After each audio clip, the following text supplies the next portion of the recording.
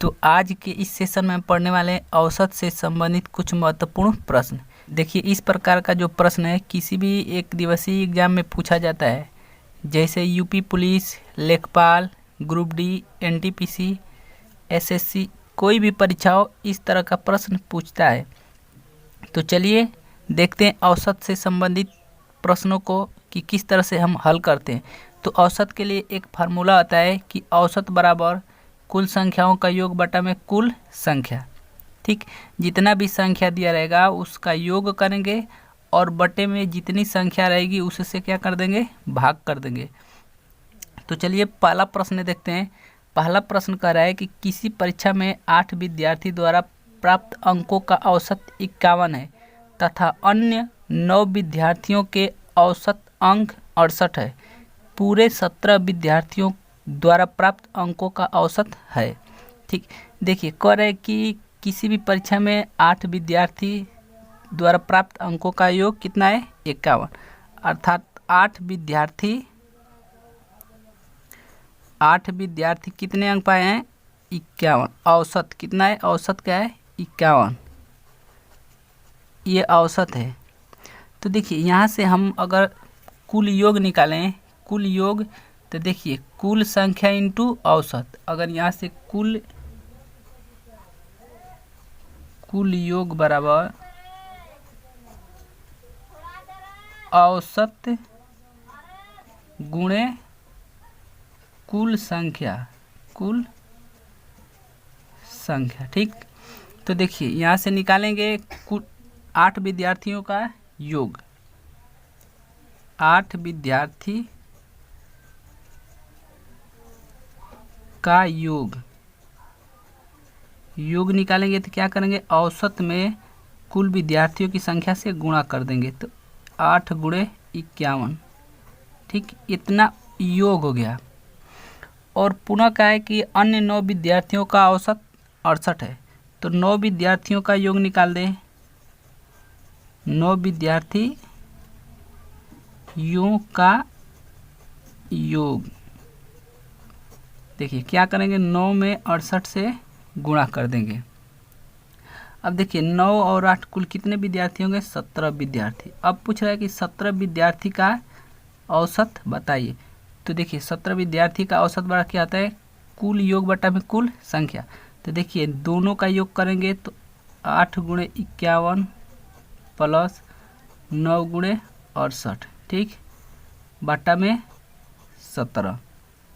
अब देखिए इसका गुणा करेंगे तो 8 एकम 8, 8 पचे 40, 408 प्लस, देखिए इसका गुणा करेंगे 9 8 72 को 2, 9 छके 54, 54 और 7 कितना हो जाएगा, 61, और बटा में 17।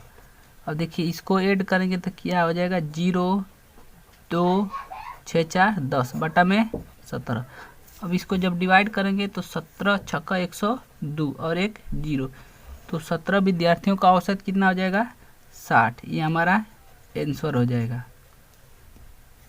अगला प्रश्न कह रहा है यदि 6 विद्यार्थियों का औसत भार 50 किग्रा, 2 विद्यार्थियों का औसत भार 51 किग्रा तथा 2 विद्यार्थियों का औसत भार 55 किग्रा है तो कुल विद्यार्थियों का औसत भार होगा।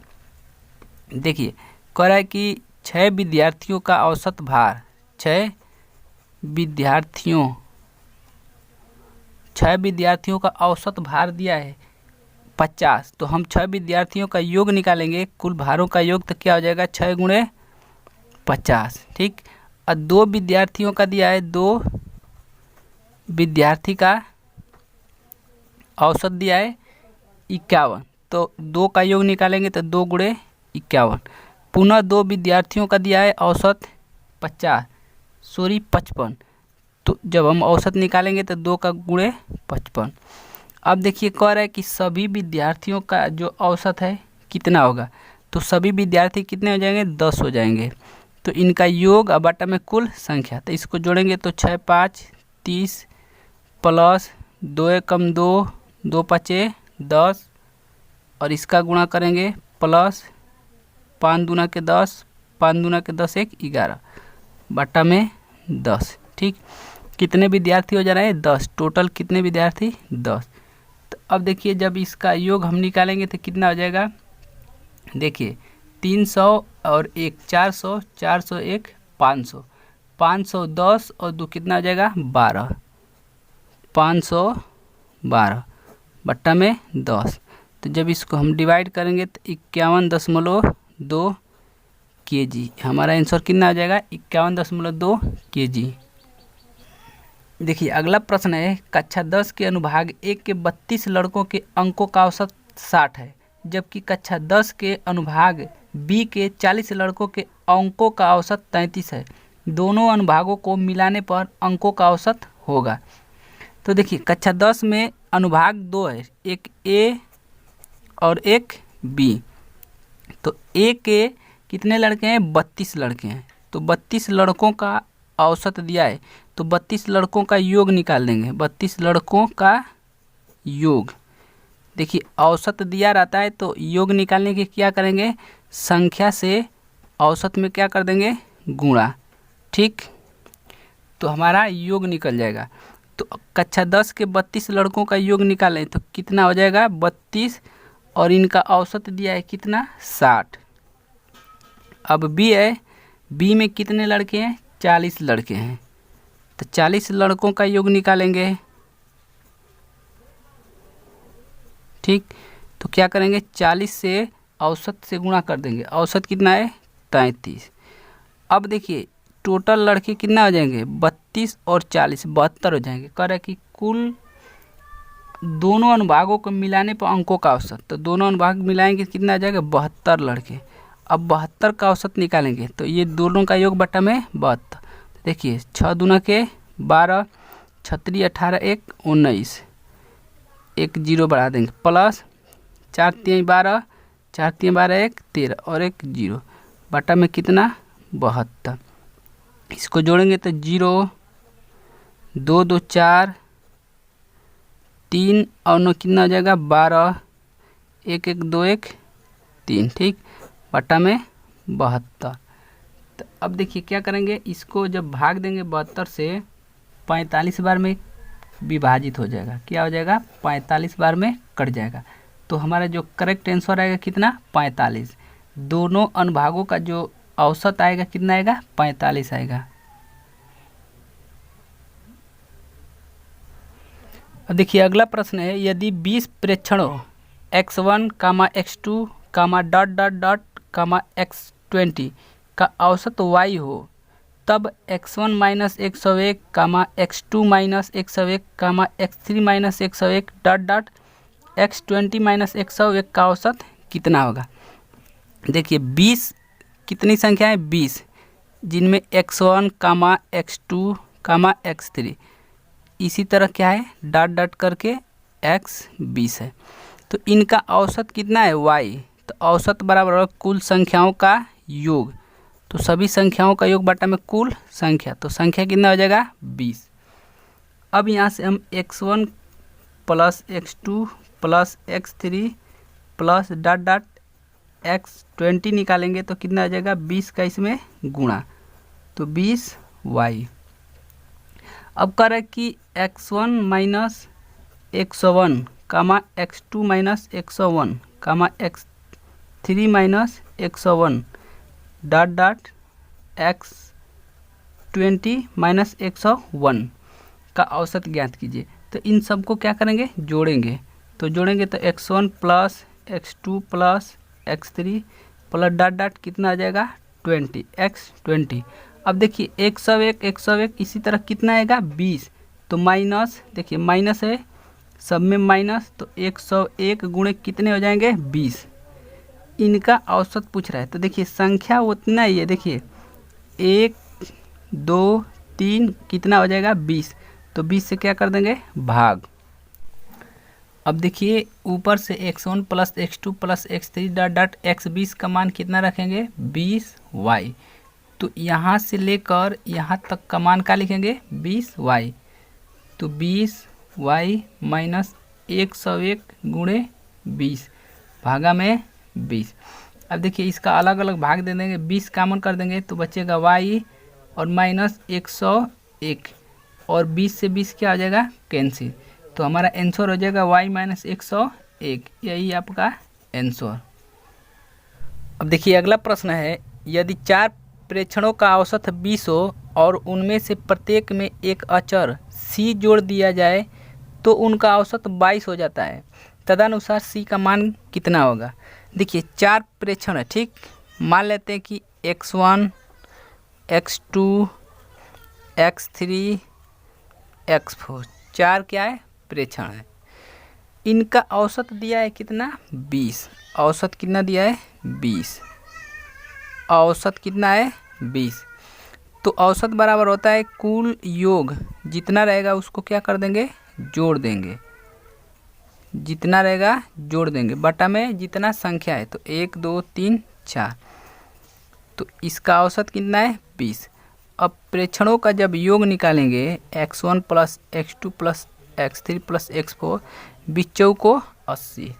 अब देखिए प्रत्येक में इसमें क्या एक अचर पद c क्या कर दिया है, जोड़ दिया है। तो x1 plus c plus x2 plus c plus x3 plus c plus x4 plus c, ठीक। देखिए संख्या कितना है, 1 2 3 4, संख्या में कोई वृद्धि नहीं हुई, संख्या उतना ही है, केवल जोड़ा गया है, तो 4। और इसका औसत कितना हो गया है, 22। अब देखिए x1, ठीक। देखिए अब देखिए x1 plus x2 plus x3 plus x4, देखिए x1 x2 x3 x4, और कितने सी हैं, 1 2 3 4, तो प्लस 4c बराबर कितना आ जाएगा, 88। कितना, 88।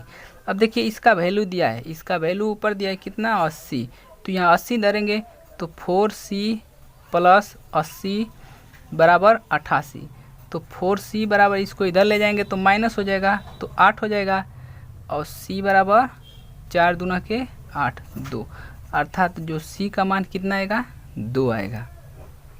अब अगला सवाल है, 4 लड़कों तथा 3 लड़कियों ने औसत 120 रुपये खर्च किए। उनमें लड़कों ने यदि औसत रुपया 150 किए हो तो लड़कियों का औसत खर्च कितना है। देखिए 4 लड़के हैं, 4 लड़के, 4 लड़के और 3 लड़कियां, ठीक। इन दोनों ने औसत कितना खर्च किया है, 120। तो मान लेते हैं कि लड़के x1, x2, x3, x4, 4 लड़के हो गए, और लड़कियां y1, y2, y3। तो औसत बराबर होता है सभी का योग, कुल योग बटा में कुल संख्या, तो कितना होगा, 4 और 3 7, और इसका औसत कितना है, 120। तो यहाँ से x1 plus x2 plus x3 plus x4 plus y1 plus y2 plus y3 यदि निकालेंगे तो 0, 7 दूना के 14 को 4, 7 1 8, यानी 840, इन सभी का योग। अब देखिए प्रश्न में बोला है कि यदि लड़कों ने औसत 150 खर्च किए हो, यानी इनका औसत, लड़कों का औसत, तो x1 plus x2 plus x3 plus x4 बटा में कितना, 4, इनका औसत 150 है। तो यहाँ से इनका योग निकालेंगे, x1 plus x2 plus x3 plus x4, तो 15 चौको 60, 600 हो गया। अब देखिए हम लड़कियों का योग निकालने कितना खर्च किए हैं, सब लड़कियां मिलाकर कितना खर्च किए हैं। तो देखिए यहाँ पे इसका मान रख देंगे, तो 600 रख देंगे, तो y1 plus y2 plus y3। देखिए यहाँ पे इसका मान 600 रख देंगे। अब इसका मान रख दिए तो ये बचेगा प्लस 600 और बराबर कितना है, 840। अब इसका मान निकालेंगे तो y1 plus y2 plus y3, इसको इधर ले जाएंगे तो माइनस कितना हो जाएगा, 240। 600 इधर जाएगा तो माइनस हो जाएगा, और 840 से 600 निकालेंगे तो 240। अब देखिए इनका औसत पूछा है, लड़कियों का था, औसत बराबर होता है कुल योग बटा में कुल संख्या। तो योग तो आ गया है कितना, 240, और कितना संख्या है, 1 2 3, तो 3 से क्या कर देंगे भाग, तो 3 8 24 80, यानी लड़कियों का औसत खर्च कितना है 80 रुपया है। अब देखिए अगला प्रश्न है, x संख्याओं का औसत y है और y संख्याओं का औसत x है, तदनुसार सभी संख्याओं का कुल औसत कितना है। देखिए x संख्याओं का औसत दिया है y, तो x संख्याओं का योग निकाल लेंगे। x संख्याओं का योग, देखिए योग बराबर क्या होता है, कुल संख्या गुणे औसत, तो x कुल संख्या हो गया और औसत कितना दिया है y, यानी एक्स वाई, x संख्याओं का योग x y और y संख्याओं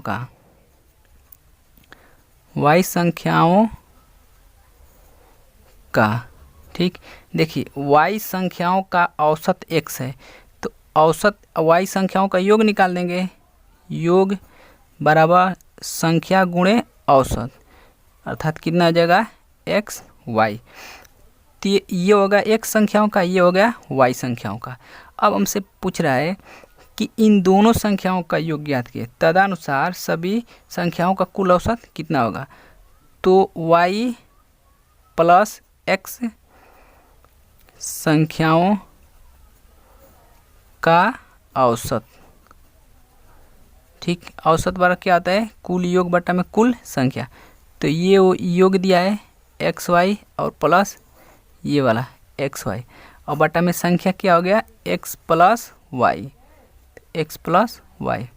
अब देखिए यहाँ से हम क्या कर देंगे, दोनों को जोड़ देंगे, तो 2x y और बटा में x प्लस वाई, तो यही हमारा क्या हो जाएगा आंसर, x प्लस वाई संख्याओं का औसत 2xy बटा में x प्लस वाई।